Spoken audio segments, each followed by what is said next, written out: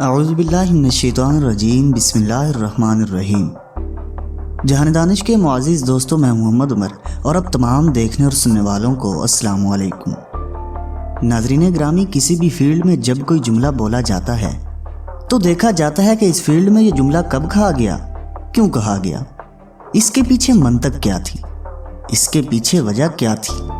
ان ساری معلومات کو اس چیز کی نفسیات کہا جاتا ہے۔ تاریخ میں بعض شخصیات نے بہت ہی زبردست جملے کہے۔ مثال کے طور پر، اگر یہ لوگ میرے ایک ہاتھ پر سورج اور دوسرے ہاتھ پر چاند رکھ دیں تب بھی ان کی بات نہیں مانوں گا۔ یہ رسول کریم صلی اللہ علیہ وسلم کا جملہ مبارک ہے۔ یہ جملہ آپ صلی اللہ علیہ وسلم نے اس وقت فرمایا تھا کہ جب آپ صلی اللہ علیہ وسلم کے چچا ابو طالب کو مکہ کے سرداروں نے کہا تھا کہ آپ ان سے ایک بار بات کریں کہ وہ جس سے چاہیں ہم شادی کرا دیں گے، جتنا چاہیں ہم مال دے دیں گے، جہاں چاہیں ہم بادشاہ بنا دیں گے، جس طرح بھی چاہیں ہم کرنے کو تیار ہیں، صرف ایک بات ہماری مان لیں کہ وہ ہمارے بتوں کو برا کہتے ہیں اور جو نیا مذہب لے کر آئے ہیں اسے چھوڑ دیں۔ دنیا کی تاریخ کا یہ سب سے بڑا جملہ ہے۔ جملہ کہنا اگرچہ بڑا آسان ہوتا ہے لیکن اس کو ثابت کرنا بڑا مشکل ہوتا ہے۔ یہ جملہ آپ صلی اللہ علیہ وسلم کے اس دور کا ہے جب آپ صلی اللہ علیہ وسلم کو نبوت کا اعلان کیے ہوئے زیادہ عرصہ نہیں ہوا تھا۔ یہ ایسا کمال کا جملہ تھا جو پوری نفسیات بیان کرتا ہے کہ دنیا میں اس ایجنڈے کے مخالفین بہت زیادہ ہوں گے اور آپ صلی اللہ علیہ وسلم بالکل اکیلے ہوں گے، لیکن آپ صلی اللہ علیہ وسلم کا عزم اور یقین اس معیار کا ہوگا کہ ایک ہاتھ پر چاند اور ایک ہاتھ پر سورج رکھ دیا جائے تب بھی میں ان کی بات نہیں مانوں گا۔ اس کا مطلب یہ ہے کہ آپ صلی اللہ علیہ وسلم نے جس منزل کا انتخاب کیا ہے وہ سورج اور چاند سے کہیں بڑی منزل ہے۔ پیارے دوستو، اکثر لوگ یہ کہتے ہیں کہ ہم مستقل مزاج، پرعزم اور یقین والے نہیں ہیں، تو اس کی ایک وجہ یہ ہوتی ہے کہ انہوں نے جو راستہ چنا وہ اتنا چھوٹا ہوتا ہے کہ اس کے لیے وہ خود کو موٹیویٹ ہی نہیں کر پاتے۔ ہم میں سے ہر شخص کسی نہ کسی راستے پر چل رہا ہے۔ ہم جس چیز اور جس راستے پر چل رہے ہوتے ہیں اس کی قیمت بھی ادا کر رہے ہوتے ہیں۔ غور کیجئے تو آپ کو پتہ چلے گا کہ ہم جو کچھ چاہتے ہیں اس کی قیمت ہم ادا نہیں کر رہے ہوتے، جبکہ بڑی منزل کے لیے ہماری سوچ، ہمارا نفس، ہماری عادتیں اور ہماری جبلت کا اس کے ساتھ ہم آہنگ ہونا بہت ضروری ہوتا ہے، تبھی ہم بڑے جملے کہنے کے قابل ہو پاتے ہیں۔ اللہ تعالیٰ قرآن پاک میں فرماتا ہے، تمہارے لیے بہترین نمونہ تمہارا نبی ہے۔ اس کا مطلب ہے آپ کو رسول اللہ صلی اللہ علیہ وسلم کی پیروی کرنا پڑے گی، تابع داری کرنا پڑے گی۔ ہماری کامیابی کی یقین دہانی صرف ایک بات سے ہوتی ہے کہ ہماری خواہش جنون میں بدل جائے۔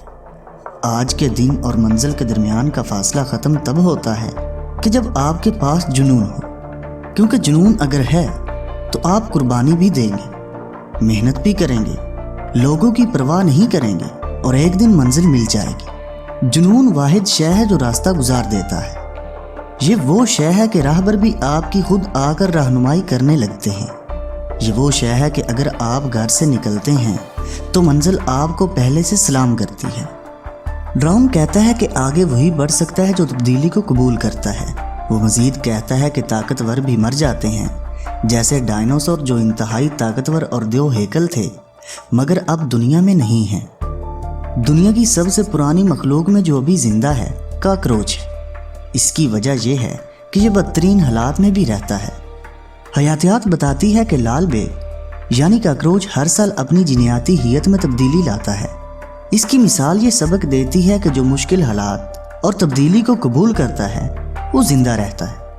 ذہین ترین بچوں کو دیکھا گیا کہ وہ 15-20 سال میں بھی وہیں کے وہیں ہوتے ہیں۔ اس کی وجہ ان کی ذہانت میں کمی نہیں ہوتی بلکہ انہوں نے ارتقا نہیں کیا ہوتا، انہوں نے وقت اور حالات کی تبدیلیوں کو قبول نہیں کیا ہوتا۔ تمام ناکام لوگوں کا فکری ارتقا نہیں ہوا ہوتا، یا یوں کہہ لیجئے کہ وہ اس لیے ناکام ہو جاتے ہیں کہ انہوں نے اپنی فکر کو ارتقا نہیں دیا ہوتا، اس لیے وہ بہتر نہیں ہو رہے ہوتے، وہ ترقی پسند نہیں ہوتے اور تبدیلی قبول نہیں کرتے۔ ایک ہی آنے والی رکاوٹ کا جواب مختلف ہوتا ہے۔ کوئی آنے والے کنکر کو اختتام سمجھتا ہے تو کوئی آنے والے پہاڑ سے بھی راستہ بنا کر گزر جاتا ہے۔ جو اپنی زندگی میں ارتقاء کے عمل سے گزرتا ہے बेहतर होता है। तरक्की वही करता है जो खुद को बेहतर करता रहता है। हमारी सोच का मियार बेहतर होना चाहिए। हमारी सोच एक जगह रुकनी नहीं चाहिए। अगर हमें कोई बात समझ नहीं आ रही तो इसका मतलब ये नहीं है कि वो गलत है। जब तक हम नया सोचने की तरफ नहीं आएंगे, बेहतरी नहीं आएगी। दुनिया में सबसे ज़्यादा तहकीक इंसान के मिजाज पर हुई है। वो लोग जिनमें खुदकुशी का रुझान ज़्यादा होता है, वो बरसों बाद भी वैसे के वैसे होते हैं। उनमें कोई तब्दीली नहीं आती। वो मनफी सोचते हैं, उनमें दबाव का अंसर ज़्यादा होता है। ये वो लोग होते हैं जिनका इर्तिका नहीं होता।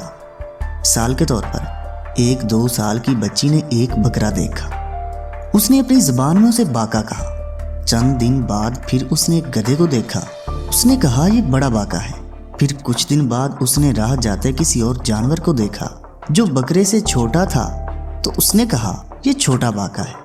गौर कीजिए, जिसने देखा ही बाका है तो वो हर एक जानवर को बाके से जोड़ेगा। जब हम इर्तिका के अमल से गुजरते हैं तो मनफियत कम होना शुरू हो जाती है। हमें अपनी कम इल्मी और लाइल्मी का एहसास होने लगता है। फिर किसी बात का बुरा नहीं मानते। हसासियत कम हो जाती है और हम किसी की राय को सुन सकते हैं।